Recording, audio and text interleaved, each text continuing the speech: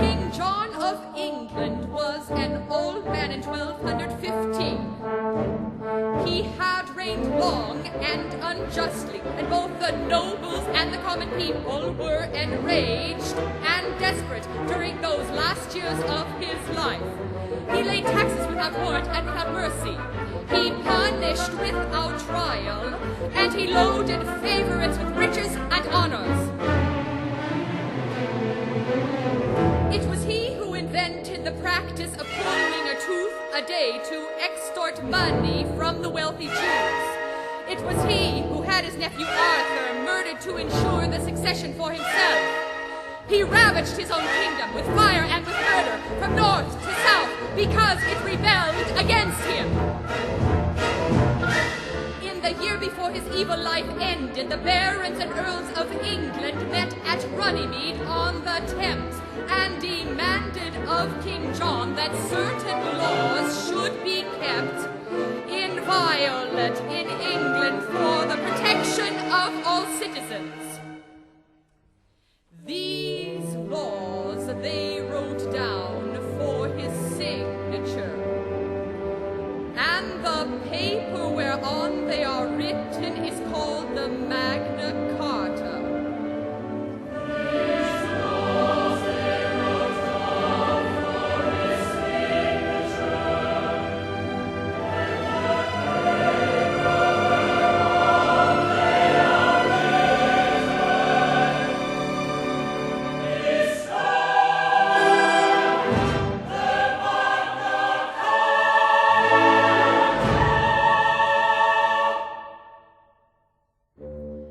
And here's how it happened.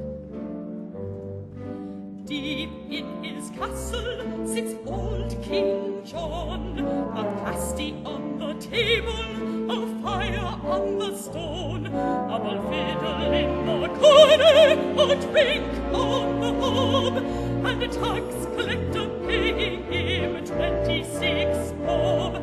And his left foot stuck out on a pillow because he had gout, among other things, and would rather surrender a province than walk across a courtyard. A ball fiddle in the corner, a drink on the hob, and a tax collector paying him 26 bob.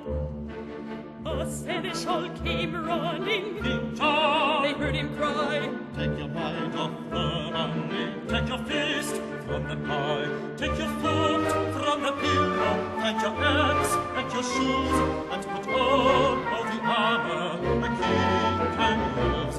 For the nobles have gathered again on the Runnymede Oak, and they've drawn up a long paper, and they mean to have your signature on it before the sun sets tonight on Thames River.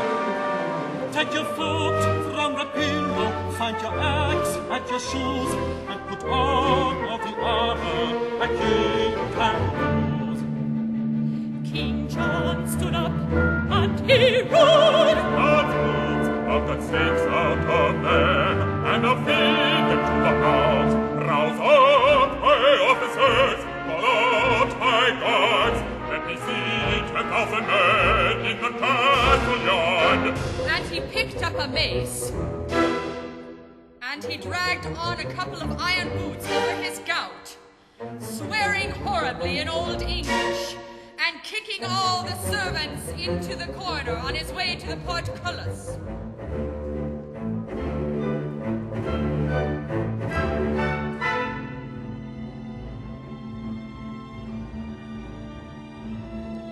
Now out in the court there were just 7 men, standing in the place where the army should have been.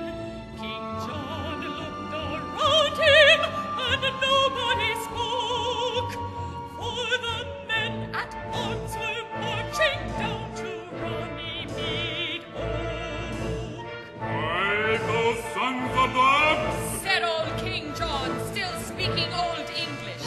"Every man jack of them got a silver penny from me last month, and now they've left me to serve my enemies.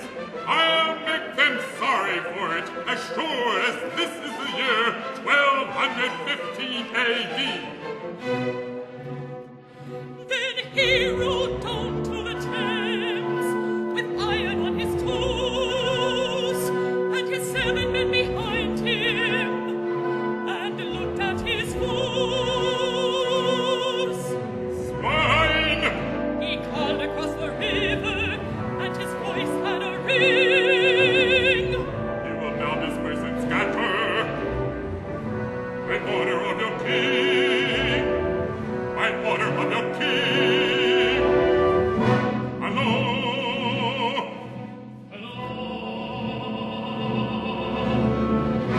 Hello! Hello! Can you hear me? We hear you! What do you want? You'd better come over and find out. I think you heard my proclamation. Disperse and go to your houses by order of your king. By my order, I, King John. What I want you to know, the king rules this country and will continue to rule it. And it would be better for the leaders of this rabble if they'd never been born. For I shall have the teeth out of the jaws and the hearts out of the cadavers.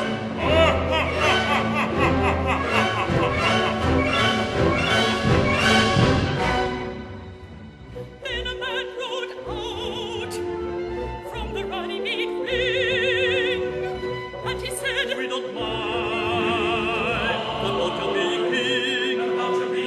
Men can escape Parliament and similar diseases. But from now on the king won't rule as he pleases. He will rule, your highness, according to certain laws written down on paper in clear English. And we have here written down the laws we intend that you shall sign. King or no king, and your king for this while, you shall punish no freeman without the trial.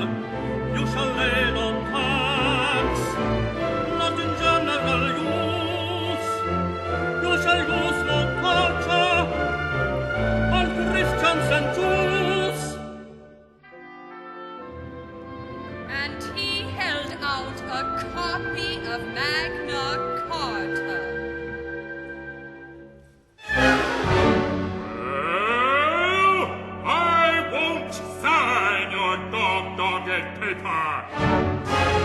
In fact, I'll see you in Hades before I sign your dog-dogged paper. And I'll see 10 or a dozen of you in the cellar of Pomfret Castle. Try to adjust yourselves to a rack with thumbscrews. Your army is on this side of the river, O King John. What I sign I can repudiate, my barons and my lords. But it happens that the taxes are in our hands now, O King. And what's the good of a king without taxes? What's the good of a king without taxes? A king without taxes, a king without taxes, a king without taxes. And I still won't sign. I still won't sign. I still won't sign. Very well. said the leader, Right back up the hill, pull up your drawbridge and dwell there still. But the king without followers, bitters and lies, it was you killed Prince Arthur, it was you put out his eyes. And he turned away and left King John. And now the blood mounts up into the king's face as he looks at the leader's back. Proclaim that man a traitor! He cries to his seneschal. Proclaim him outlaw, and put on his head the price of 500 florins!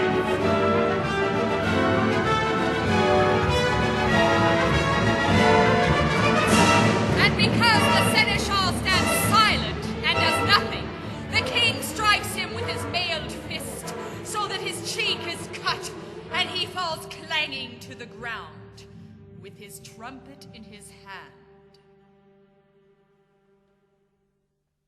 And after the blow was struck, and the seneschal had departed,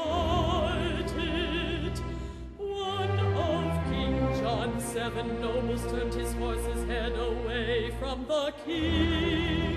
I swore to stay with you to the end, he said, and now the end has come. And he rode down the hill.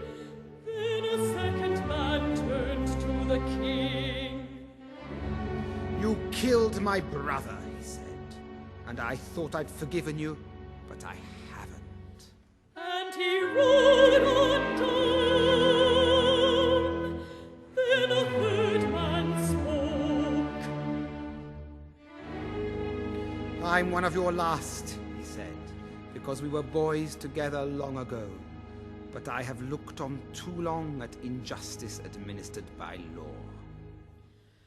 And he took him away. One by one, each for a different reason they spoke, and left the king, until the last had left him, and he stood on his side alone. And he looked about and saw that his injustice had caught up with him.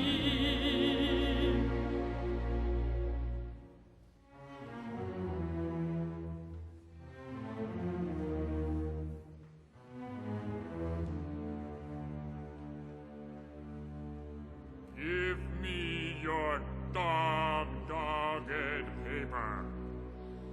And he wrote on the parchment with the goose quill in his hand, and he signed away the right of kings to take away our land. He signed away the right of kings to take your teeth and eyes, and kings in that time are cut down to normal human size. And then to something like it, according to the songs, just the Englishmen speaking yet, of Parliament went on. All the speaking English, listen to proper tongues, recognize the laws. Because a law is not a law when it's a ruling made by a king or an executive, arrived at by a commission or a committee, drawn up by a secret board or council, prepared by a party caucus or a kitchen cabinet,